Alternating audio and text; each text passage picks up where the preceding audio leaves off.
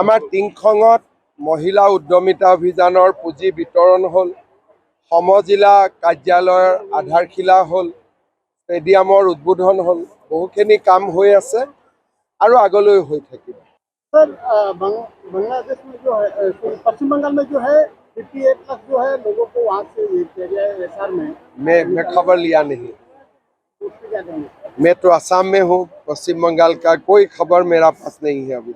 বাংলাদেশৰ এজন নেতাই কালি কৈছোঁ এইটোৰ ওপৰত, কালি কৈ দিছোঁ হ'ব।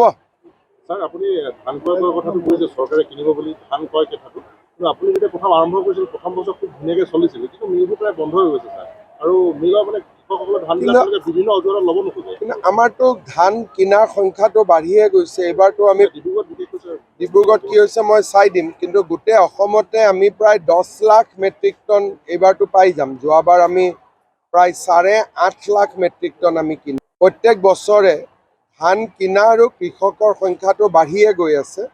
ডিব্ৰুগড়ত যদি কিবা সমস্যা আছে মই এটা ৰিভিউ লৈ ল'ম। আপুনি বিচৰা বাতৰি পাব কেৱল নিউজ 18 এপত। নিউজ 18 এপ ডাউনলোড কৰিবলৈ স্কেন কৰক এই QR কোড। গুগল প্লে ষ্টৰতো পাব এই নিউজ 18 এপ।